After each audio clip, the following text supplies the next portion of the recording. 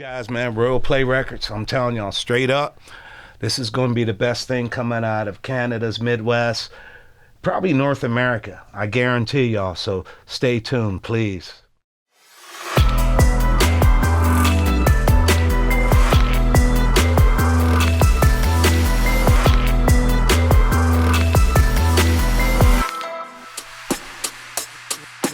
Royal Play Records. Welcome to Royal Play Records.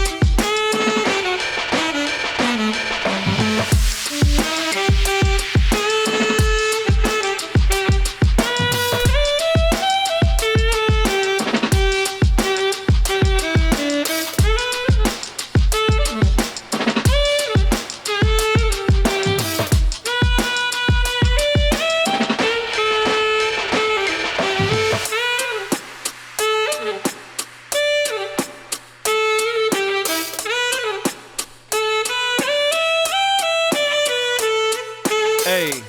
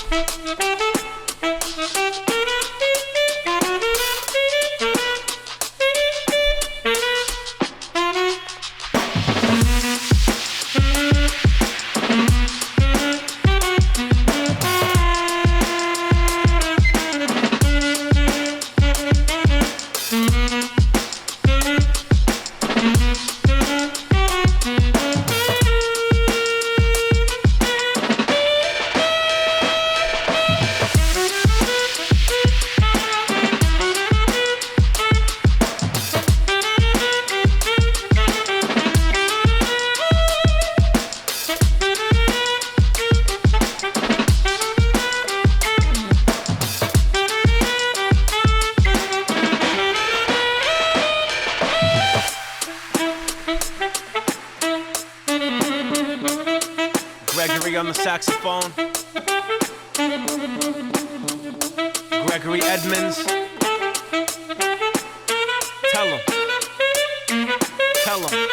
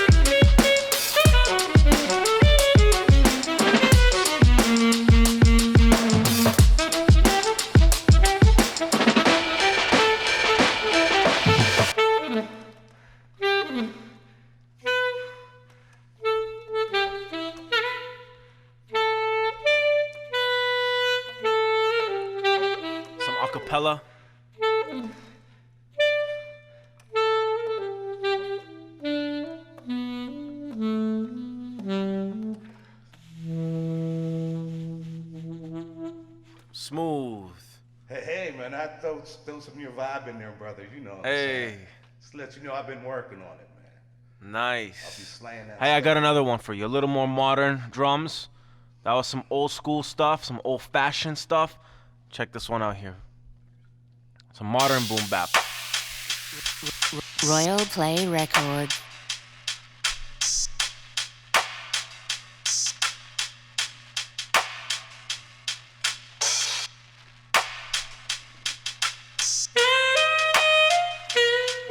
Hey.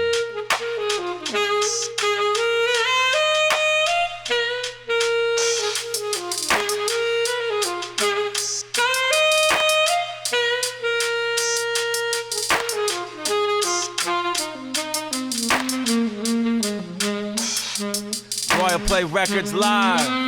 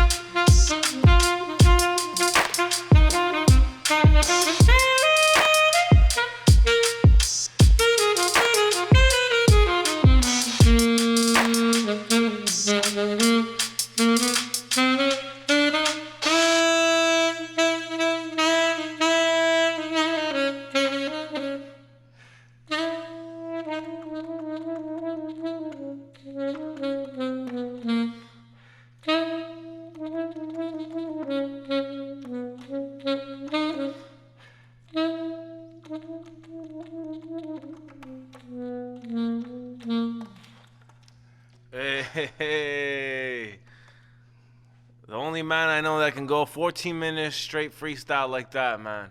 We just did 14 minutes? 14 minutes straight. Holy shucks. So. Wow, come have a seat, man. Put that down. Come have a seat. Let's talk. Yeah, for sure, man. What an intro. Well, you killed that performance, man. Right on, man. I'm glad you appreciate it, man. It's kind of wild to do, nice freestyle on the sax without no chords behind it, too. Just straight drum tracks. So, you gotta bring it. Put you on the spot? Yeah, for sure, man. This scotch is nice, man. I'm loving it. You like it? Yeah. What does it taste like? Give me some sommelier vibes. It's like I say, it's got a real nice smoky finish to it. It's almost like it's charcoal filtered. So even though this is a much finer liquor than Jack Daniel, but it has that finish like Jack Daniels. You can taste the charcoal that they filtered it through. So, But Scotch was my shit, right? Check it out. I play the saxophone. I play just what I feel. Drink Scotch whiskey all night long. And drive behind the wheel. They got a name for the winners of the world. I got a name when I lose. They call Alabama the Crimson Tide. They call me Deacon Blues. That was my handle, Deacon Blues. It's a famous Steely Dan song, and it's about a sax player that drinks scotch. And I mean, he's just killing it, just killing it. That's actually one of my early, probably, pretty heavy music influence in my life was Steely Dan. I don't know if you're down with them, but believe me, they've been sampled a gazillion times. I guarantee you, yeah. Well, you've been killing it, that's for sure. We've been working together for quite some time now. Yes, sir, man. And I really appreciate your expertise. How long have you been playing saxophone now? Saxophone, I guess about 48 years, I think. No way. Years, coming up on 50 years, yeah. Because I started when I was 12, and I'm 60, so yeah, I think that's 58 years. Well, it's definitely harder than what most people think because I've gotten some classes from you. Yeah. And my God, man, that shit is complicating.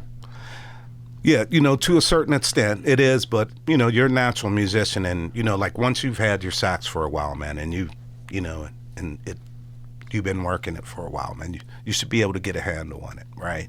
It's definitely one of the most expressive instruments out there, and next to sampling a voice, there's no other instrument that sounds closer to a human voice than the saxophone. That's why I think it's such a popular instrument. And I think in music, that's what you really want to obtain is the sound that is the closest to the human chant. Oh yeah, for sure, man. You know what I mean? Like that liveness. That's what makes music special. You know, is that expression and it being, you know, connected. You know, it being expression from within, right? So that's why, like, you know how much us that are in the business that perform and play to our musicians, we enjoy it so much, man. You know what I mean? We're almost OCD with it, man. We can just play and play, but that's why it affects people who aren't musicians. That's why they just love it, because that you know, Soul. Yeah. There you go, man. Shit, brother. Yeah, that expression, that soulful expression. 100%. It's quite spiritual, actually. Yeah. Quite poetic. Yeah, no doubts, man. That's you know, like being a black guy, right? Being African American. Like, you know, we sort of have a bit of a mentoring sort of thing that we do with people who are musically talented, and most of like our greatest singers, from like Marvin Gaye to Aretha Franklin, and even all the way up to a lot of the younger up and coming like R&B pop stars, they got their start, you know, like Beyonce and people like that. They got their start in a church. Right? Always. That's where, yeah. Always is. Yeah. Ray Charles. Yeah. Ray Charles. And Ray Charles took and flipped it, right? Because when Ray finally decided to try to bust out and do his own thing, he knew that this gospel music, he just knew, he watched how it moved people. So what he did was he took old gospel standards and wrote tunes like I Got a Woman, you know, which all the way up. I mean, it's timeless, because then we had, was it Kanye who took and, Kanye took and sampled that one up. Yeah, I'm saying she a gold, nigga. Yeah. She ain't messing with no broke, nigga. Yeah. And then, yep. And then you got Ray in the background. She treat me right, you know, and just put that. But that's just how timeless, you know. A lot of people got pissed off, though, man. Oh, yeah. When they heard that, these church chords and all this is being flipped to, like, pop music. Yeah. So many people were mad at that, but, you know, the guy, eventually, like, he cycled back, right? He went, like, pretty crazy for a while. Yeah. Ray has a really wonderful, I mean, he's a big influence of mine, of course, right? I feel that. So he did. I mean, Ray had it rough, like, you know, during that time for African American musicians, drugs were very prevalent, and it wasn't just weed, right? So, you know, a lot of those guys were messing with opiates. And you know what's amazing? Heroin and Yeah, and you know what's amazing? How they could perform like that. Stuff. It just blows me away, man. You know, like, That's I so would true. be lost. I mean, you know, I like to, you know, like, you know, get my drink on, have a little puff, right? And it does. It helps. Open up the mind a little bit, take away the edge. Yeah, especially sativa. Sativa is mind expanding. But you think he did heroin before his performances? Oh yeah, man. Like Ray was turned on to heroin by the guys in his band, right? Because he knew they were getting high and this and that, and you know, once he got a taste of that, you know, that stuff is, you know, it's hard to break it. So I mean, probably half of his career, he was addicted, and then finally he cleaned up, you know, like, you know, probably like the last 25 years or so, 25, 30 years of his life, he cleaned up and, you know, did his thing, and lo and behold, like I say, his music's timeless. Hey, you know, cats are making big hits out of it today. Just modernizing it a little bit. And that's that Southern flavor, you know what I'm saying? Because, like, back in the neighborhood that I grew up with, right, you know, everybody played instruments. I was kind of lucky that I was born sort of in an era where there was still money for music education in schools, right? They weren't getting and taking that money away to pay other things, right? So everybody, all my buddies, even the ones that didn't go on to be musicians, we all had instruments, you know, from like grade 4 on. There was one buddy from, he was first. Well, no, he was actually born in Alabama, but his mom and dad moved to Pittsburgh when he was very young. So when I met him, we were about 5, 6 years old, right? And as we started developing as musicians, I knew there was something different about the way he played, right? Like he just had this extra flavor that was just like the rest of us, we were good players, like we loved our stuff, but there was something special about Munjo, right? And I figured it out. Munjo. Yeah, Munjo was his nickname. Like his mom gave him that name, Munjo. But his real name was Eric Royster, right? His mom was actually half Choctaw Indian and black woman, right? From Alabama, and his dad, and they moved up here. So what about him? And I knew there was something special when he played. What was it? It was that Southern flavor, man. It was that down south because, So for the people that don't know, what is that Southern flavor? It's almost like a swag. Like it's like take Nas, right? Take a cat like Nas, and then take a cat like, Drake or like Master P. Master P from Louisiana, right? So the way Master P rap, he's got that real Southern swag to where you got Nas, it's kind of got this subtle East Coast Brooklyn type flavor to it. So, music, it's definitely a language and it's definitely 100. universal. But 100. but culturally how we come up, it affects our flavor and the way we play, right? So them Southern boys, and I mean that's the roots of a lot of the black music is because it came out of slavery, right? We were singing gospel music, work songs and stuff like that. And when those guys came north, like cats, all the big blues cats from out of Mississippi, they all went to Chicago, right? A lot of them came to Pittsburgh. Our families moved north. Our families all moved north for work, right? Like our grandfathers and our great-grandfathers after slavery. Boom. They rolled up out of the South as quick as they could get out of there because things were so racist. But that flavor, I think that flavor is because we lived a rural lifestyle at that time. We lived more of a country lifestyle. We didn't live a very city. So, that country flavor comes through those Southern guys. Like it's, like if you take a cat like Nelly, right?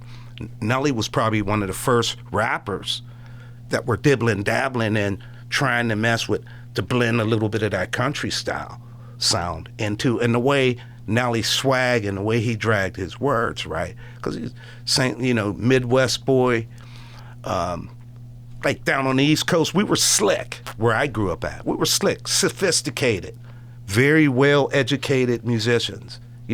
Like I was taking private lessons, by the time I was in grade 7. I was being trained classically to I play. noticed that, But yeah. these Southern boys, it was more, they were trained in jazz, the boys from out of New Orleans and stuff like that. But these cats from out of Memphis and stuff, they were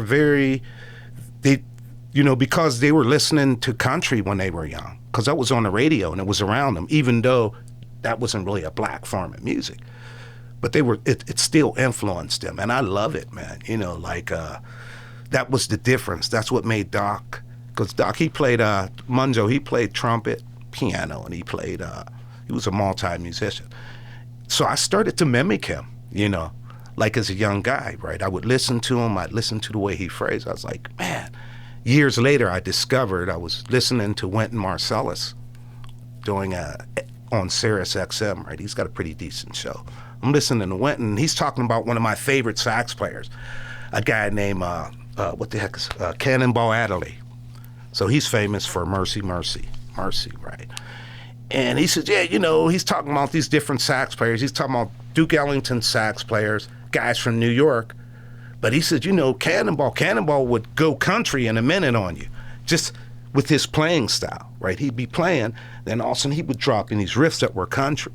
And he was comparing them to the musicians from the Northeast, from like where I'm from, Philadelphia, New York, Boston, compared to Cannonball, who's from Florida. You know what I mean? From down south, right? He's, yeah, man, he'll go country on you in a minute, right? So, like, that's my little rant on country, you know, like, I think it served me well. Well, all music started from country. To a certain extent, I guess so. It always started with that, acoustic stuff, and then, we got digital with it. Yeah. Actually, that guitar was invented in, guitars and banjos, they were invented in Africa, right? And, because of this coronavirus thing going on and everything, right? I think everybody's watching lots of TV, right? So I'm watching a lot of cool documentaries, and I was watching a documentary on bluegrass music, just to show you how bored I was, right? And I think I was watching some blues stuff about Robert Johnson and some of my blues elders. They just, because I like to be a historian. I do clinics and I do workshops. I like to be well versed on it. And so, when you're watching YouTube, all of a sudden, when you're watching one video, it'll just flow into another video after that one's done. So I'm checking out these old Delta blues guys from Mississippi, and from that it flows into these Appalachian bluegrass players. Come to find out that, those early guys who would actually go on to actually create what is called country music now, right? Like, they were like hillbillies and stuff, and they lived up in the hills, and they'd be playing, banjos, violins and stuff. They had their music. Their music actually came from like Ireland and stuff like that in England, right? But after they got over and they lived a generation or so in those mountains, then they weren't as schooled. So, all of a sudden their own natural organic music started to evolve, right? And a lot of that, when they were talking about them developing their style, they talked about them listening to the black guys who worked on the railroads, because black dudes were like in chain gangs, right? And, when they'd be sitting there hitting those spikes in, and they'd have them chains on their legs, it would create and you'd have a guy who was the holler guy, and he would be singing a work song, and these hillbillies were listening to him. And these guys also, too, they built their own guitars and stuff from out of cigar boxes. So they'd be down there picking away. And these hillbillies are listening to them. They like, hey, man, like, boom. And what they did was they developed a 5-string, what's called a 5-string banjo. So they're playing this technique, but they would drone the one string. So it's just kind of getting to where you were going about, country music being sort of the roots of everything. Sort of, it's definitely got a strong part in this modern music that we're. Well, I don't today. Listen to country music, that's for sure, but I gotta respect it because of that origin. Yeah. I mean, I'm not a guy who takes it in, but I learned in life, like I had a teacher, the guy who actually really mentored me, this guy Paul Graham, back in high school. He trained me to be an eclectic musician. He trained me to be very eclectic and to be open-minded to music.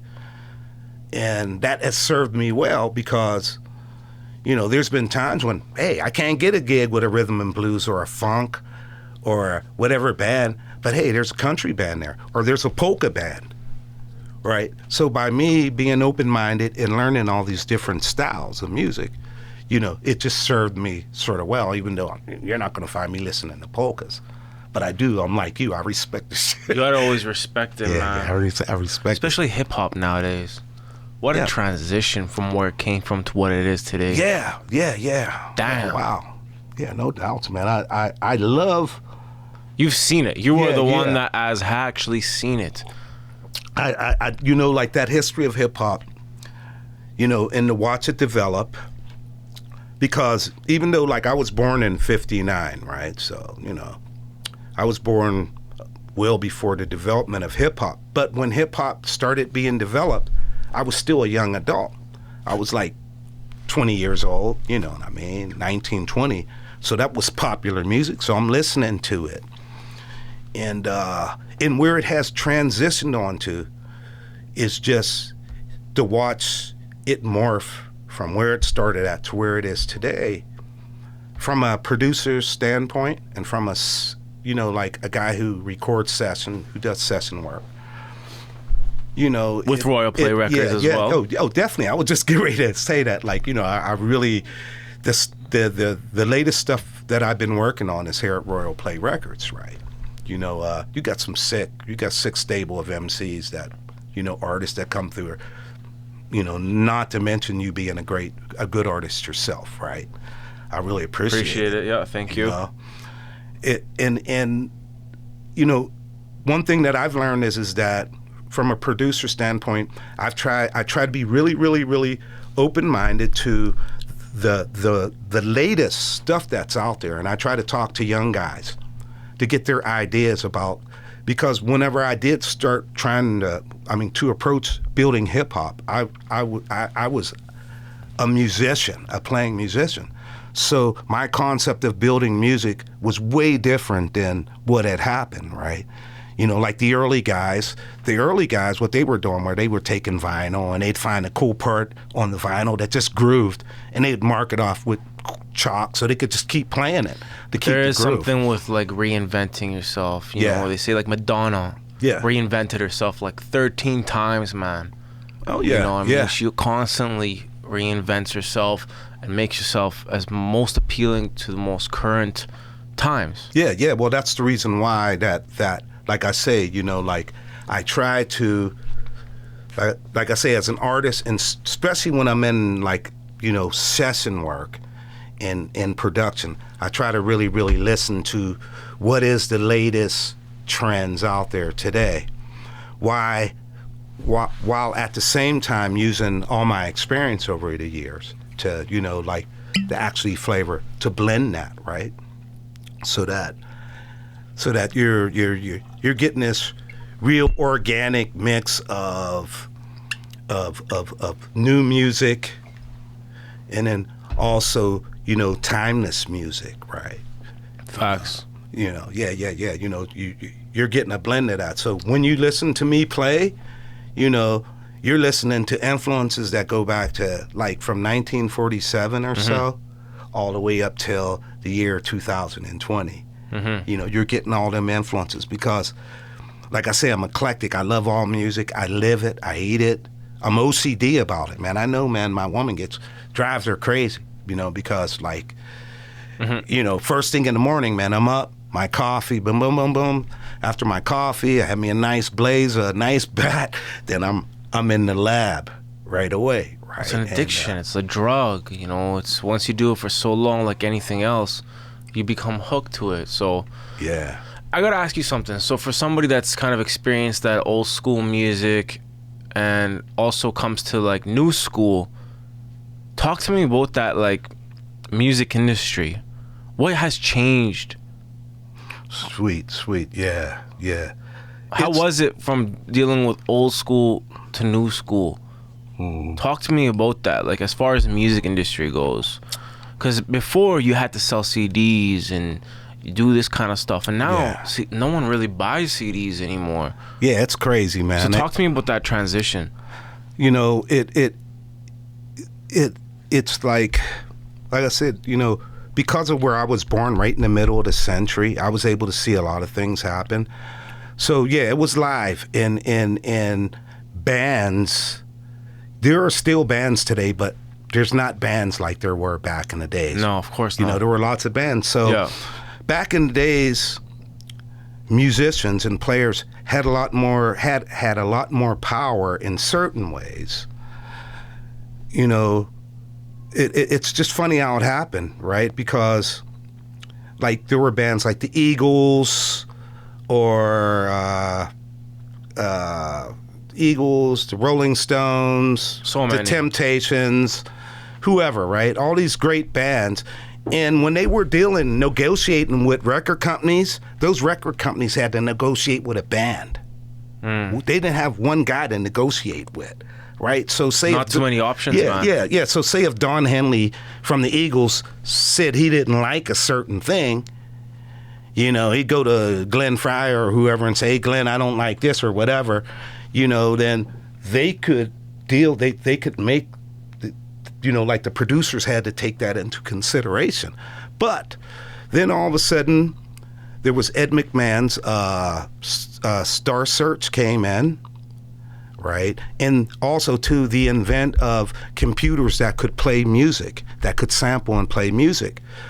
So little by little, the industry pulled to the front guy instead of the band, because they knew at the band they had to deal with all these guys. But now, we're going to concentrate on developing frontmen. So Star Search, then you had American Idol, and you had The Voice, and you had the media in the industry putting money into media for these shows so they could develop artists, and it would be one artist.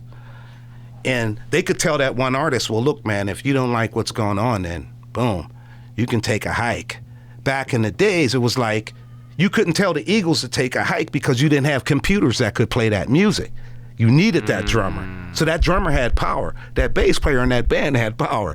Now it's down to one guy. So that's one way that the industry has morphed and changed to where we're at today.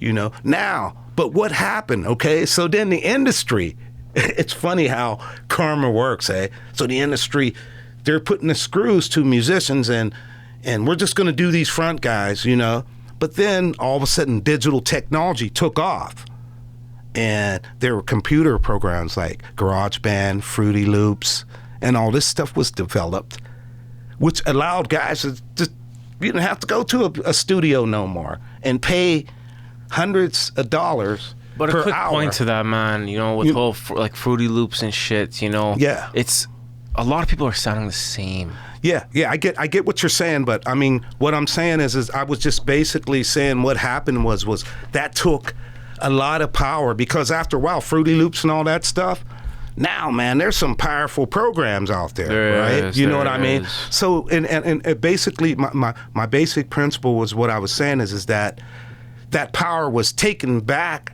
out of the record company's hand, because then now everybody could produce independently. Okay, you don't like what I'm doing, you don't like my ideas, you don't want to give me a couple $100, pay me a good, decent contract for my music, I'm going to do it myself. I'm going to be like Sean Kingston, redo Stand By Me by Benny King and become a goddamn star. Wow. By using YouTube. That's how fast the industry switched up, it switched up and changed. And I seen that as a really, really, really good thing. And even me, as like a session musician and like an instrumentalist, man, you could imagine how it felt for me.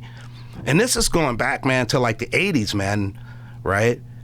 Like, because when I was born, it was rhythm and blues soul era. In the 70s, it was disco, okay? In my teenagers, disco.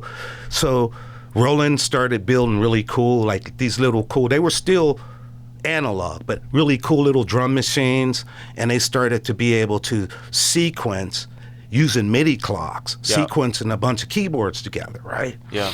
So that just messed it up for us, because all of a sudden it was like, hey man, we don't need you guys anymore. But what happened? But what happened, and what I love about sax players, because we're probably some of the main cats who first started doing this. Okay, all right.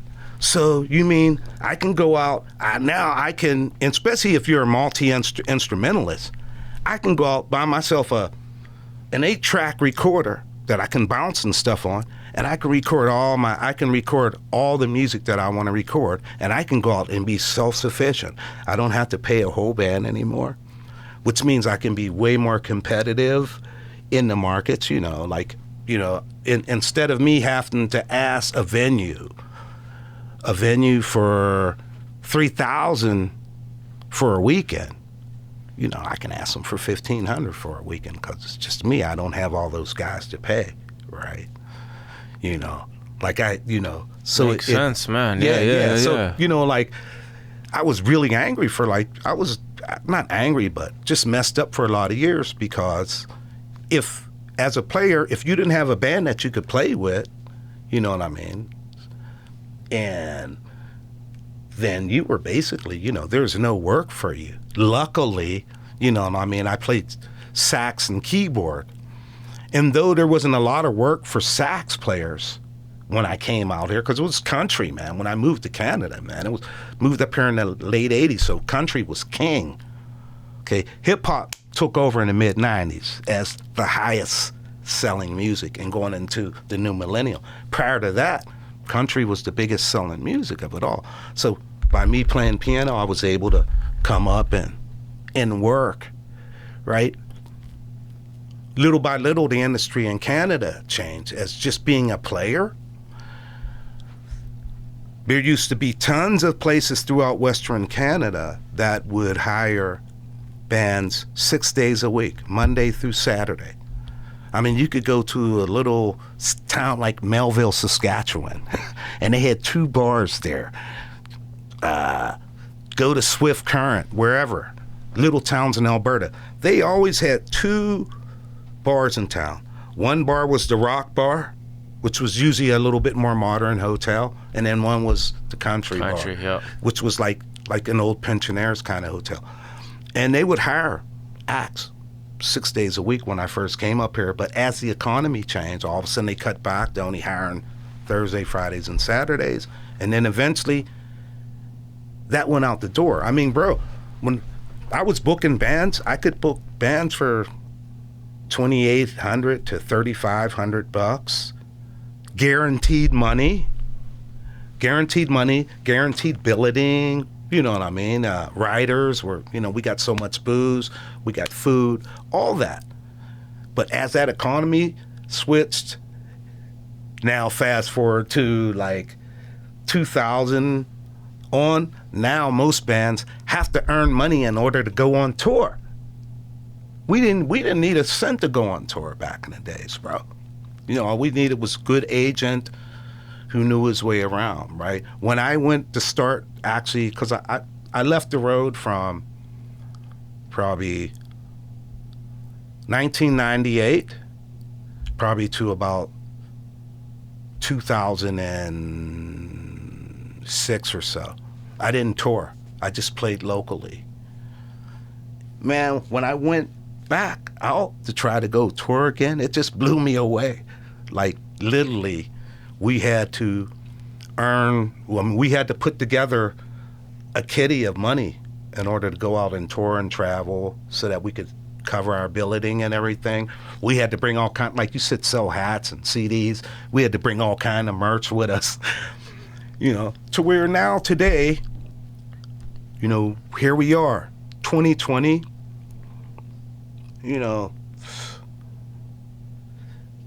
today, with where technology is at, one guy can be such a powerhouse. That's why you got a guy like Kanye West who's a billionaire now. Conway just broke $1 billion, man. I don't even know if is Jay-Z up? Is Jay-Z cracked $1 billion yet? Yes. Yeah. So you know what I mean? Like, these guys are billionaires now. And a lot of that is due to the power of social media and the advantages of, how easy it is to market and get your music out there. With literally pennies, and then if the right people see you and they put the money behind you, then, the sky is the limit for you, as far as being involved in being a rap artist and a hip hop artist, right? The only thing that bugs me about hip hop today, though, is that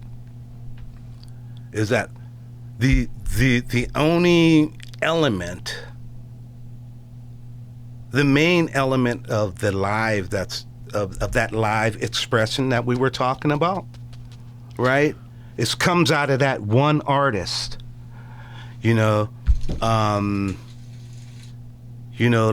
like beats are great. I love playing over beats. I build beats. I use MIDI clock. I build beats that aren't played by a drummer, right? But all my backing tracks are played manually. So my beats sound different than a lot of other beat builders' beats. And sometimes that can be a curse, and then in some instances it's a string. Blessing, yeah. You know, it just depends on the producer that I'm working for. For me personally, what I noticed was, I play piano myself, and I've been playing since I was 8 years old. And I use a Korg, one of the most highest quality Italian keyboards there is in the whole world. Oh yeah, man, Korgs are nice. I love them. And you can play saxophone on a Korg, and it sounds really nice. Oh yeah. But the one thing is that it only captures a certain amount of frequency. When you play the saxophone on a keyboard, it's not as real as you coming in and playing it on live microphone, and you can actually hear the fingers touching the what is it called? Yeah, the keys. But keys, yeah. That's the cool thing though about Korg keyboards, right? Like I've used some Korgs where, like the flute patch, you can hear the flute sample. You can hear the air. You definitely can. And you know what? But when you go from one note to another note on a keyboard, it's not as not. There's something missing. Yeah, I get that. And like my Yamaha, man, I got a little cheap ass Yamaha that I build a lot of my beats on. The flute patch is so cool because, you know, depending on the sensitivity, when you hit it hard, it'll pop. It will. And they did nice with that. Yeah. But and also too, because like, but as far as the dynamics, I get when you record it in on a Neumann, like what we got going on here with the U87, and you come in and you record it on you know, that microphone, and there's that creative process, and you know, sometimes things go a little bit out of tune. Yeah. You know, and that's the realism. And sometimes you're not so perfectly aligned and quantized. And I like that. I do like that. It gives it that realism. My bro was playing, he did a thing I was checking out on Instagram a couple weeks ago, and he's like, well, sorry, man, I was going to re-record it and leave and take out those couple mistakes, but blah, blah, blah, blah. But I put down in the comments, I said, dude, I purposely leave in a few mistakes in all my tracks, my bed tracks that I build. Because that's what's human. Yeah, because I want them to be, I'm not a machine. You're not a machine. Right. That's what I'm all about. Yeah. But I did notice that, you know, definitely the quality of music from having an artist like you coming through the doors and playing the saxophone is a lot more higher quality than me trying to play it on the piano. Not that I can't play the keys, but it's I had a colleague once. I had a colleague once that I was working with, and there was a little bit of controversy happened between me and this guy, and he's like, that's all right, I don't need a saxophone, I can play saxophone on this, because he had a Roland guitar synthesizer that he was running his stuff through. So you could play flute, sax, whatever you want. I don't need it, Greg. This came back to me, you know. And I'm like, yeah, but you can never take the 30-some years that I've been playing sax and apply that to what you're doing. You know what I mean? So this is what I'm going to say. When it comes to using digital patches, because I've been building my own backing tracks for a long time, and I can't always go get a guitar player to come in and record my guitar tracks, or a bass player this. So I mastered playing digital tracks, and how I mastered that but it took me a lot of years. I can make a bass guitar digitally. You know, I'll spend a week if I have to recording a bass track. So it feels like a guy who's playing bass. The same with the approach with sax, right? Like those Korg, that Korg patch, man, I'm glad you said that. That's the best friggin' saxophone patch in the world, okay? First time I heard Korg saxophone patch was Terry Lewis and Jimmy Jam out of Minneapolis, right? And dude, the Prince's, one of Prince's movies, man. They kick the door in and they come in the club, and Terry Lewis or one of them, they got one of them, you know, the keyboards like this, and it's and it was a sax, right? I was like, whoa, damn. You know, and as a sax player, I was like, wow, man, whew, that shit's close. Real scared close. A lot of people, man, because it took away a lot of jobs. Yeah, but I guarantee you, brother, you know, as you keep recording and using your digital patches, what I always tell people is what you want to do is you know, then again, it depends on what you want to do, right? Because like what's cool about like the new artists, like guys your age and a lot of these younger artists that are coming out, like, man, you guys are thinking and creating new stuff, right? So it's cool to take, say, a baritone sax patch and play it way down at the bottom of the keyboard. So it barks really nice, right? Even though a baritone sax could never play I know. in that register. The same with like the flute, right? One day we were working some tracks. Now, had I had a little piccolo, had I had a piccolo, right? Had I had a piccolo, I'd have been able to slay that riff that you wanted. But I had a regular concert flute. So in order for me to play up on the top of the flute that way, like it would all been with one hand, and I would have to be a friggin' virtuoso, okay? There's few people that can do that on a regular flute. But if I had a little piccolo, I'd have been able to kill that part for you because the piccolo is pitched up there, right? So when I'm playing an accordion, because I use accordion for some of my stuff. I was doing I do a lot of covers for my standard everyday, every week kind of lounge gig, right? And I like to do different stuff. So Uncle Cracker tune, Follow Me.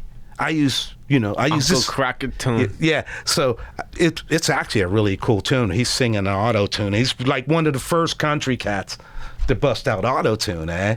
Follow me, baby, everything is all right. You know the song I'm talking about. It's a sick tune, right? But so I use accordion in that tune. But when I use accordion, I think of what is the register that the accordion plays in. So if I want to take a digital sound like a sax, then I have to play it in the register. You got a soprano. So if you want a really high sax, dial up soprano sax. If you want an intermediate sax, dial up an alto. A little lower than alto, dial up a tenor. If you want the lowest, dial up. Because, your chord keyboard is going to have all those in there, right? But what a lot of guys will do is they'll take a flute patch. They'll take a piano patch, because I was doing a Christmas party down at TCU place this winter, right? Cool band, a guy I know, man, they're from out of Regina, eh? Hot band, right? These are big money gigs, right? Corporations. So these dudes is in there. He's got one of those digital things too. And they're doing like old time rock and roll. And then dude comes to play there's a piano solo in there, but he was thinking like a guitar player. So it sounded really cool, but it didn't sound like a piano player. No piano player would play like a guy, just because of the tendencies of the way that a piano works. There's so much detail, man. Yeah. There's so much to it. But yeah, man, I'll tell you what, man, the sax, I've been able to get a lot of work just for that reason, because people, they want that authentic sound. They want to hear irreplaceable. They want to hear that air, that little bit of air that's escaping. Yeah, I noticed that. I'm a man of detail, bro. And they want to hear that little bit of I hear that popping of the breaths, the keys, the popping of the keys, the little bit of detuning, the little bit of swing. I appreciate all that shit, bro. Okay, man, I want to become the interviewer a little bit. Can I? I want to ask you, Dan, how long have you been here in Saskatoon? I love this guy, by the way, you guys, man. Seriously, Royal Play Records, man. I'm telling y'all, straight up. Some of the best stuff I've worked on in my almost close to 30 years in Saskatoon. I swear to God, man. I'm not just pulling your chain because you're giving me work, right? Seriously. Everybody that I done let listen to some of the tracks I laced here, they have nothing but really good things to say. Like, word. Wow, that's awesome, man. Word. Like that last, like the little wave studio thing that you put out. That's like what, maybe a minute 30. The saxophone one of making a beat. And man, called you up. They just love that, especially the sound of it too, right? Like that, I've had more compliments about the sound of your studio. So, how long have you been here? Because I want to know, how long have you been in Saskatoon? And so I've been here since 2002. Right on. And how old were you at that time? I was about 9, 10 years old, bro. Right yeah, on. man, something in there, and yeah, just been started out from, just really loving music at 8 years old. Listening to music, and I instantly found love with music instantly. And how it really started was I heard songs on the radio. And I was like, yo, they should have put this note instead of this note. They should have went like here instead of here. And I guess it just kind of went from there. And as I kept playing and playing and playing, I got invited by a church. And I started playing piano for a church. Right on. And then I was, making some bangers in the church. And I was like, you know what? I think it'd be wise to record this, because when you're playing live, it's hard to record it. That's cool, man. I got a little. At least everybody knows we're in what age when you came to Saskatoon, man. Yeah, because I was wondering how long you've been here, right? For sure, man. For when sure. You got here, and kind of like, what was the thing that sort of drew you towards hip hop and producing rap music? Well, definitely being in the Western world, it's predominantly hip hop music, R&B music, pop music. So I like all music though. Like I don't, I vibe to everything, and music is music, and like we said earlier, music is a universal language. So yeah. So like I noticed you've been releasing a couple joints here and there. So when might your next solo release might be? I'm really working on an album now. We're looking for some more Vinnie Vidal, man. We want more. We want. Man, call you up on the phone. We need more Vinnie. We need more Vinnie Vidal, man. Respect. That Killian, I like that. Yeah, it was something different. Little throwaways here and there. The video concept was really cool too. Word. Yeah, it's called Kinetic or some shit like that. Yeah, that was sick, man. Yeah, it was a vibe. Very artsy. I was trying to always switch it up. Very artful. For sure, man. For sure. So yeah, man, I really appreciate your wisdom and knowledge and all that stuff. I appreciate you coming out here, taking the time, play some saxophone, and I'm really excited to our future projects together. That's right, y'all, man. We're gonna be lacing up some real nice stuff here. They've heard little bits and pieces of what we've done, some teasers. Yeah. So, hopefully after this virus and all this and the state of emergency is all done, I'm gonna be on Vinnie Vidal here, aka 100. I want to be on him, man, so we can, bring y'all some, live concerts and joints like that. Maybe, what might be kind of cool, man, if we, put together some kind of virtual concert. You know what I mean? Why not? Get some Royal Play artists, record artists together, and we kind of do, a live thing, and Why because not, bro? you know what I mean. That's international. That's not really in Saskatoon. That's not there or there or there. That's we're in global. the ether. We're not local. Yeah, man. We'll be global. Global, not local. You heard it here first. Thank you for tuning in. Thank you, Greg. Appreciate it, man. Oh man, always my honor. Always my pleasure. You guys, man. Royal Play Records. I'm telling y'all straight up. This is going to be the best thing coming out of Canada's Midwest, probably North America. I guarantee y'all. So stay tuned, please. Dope one, man. That was dope.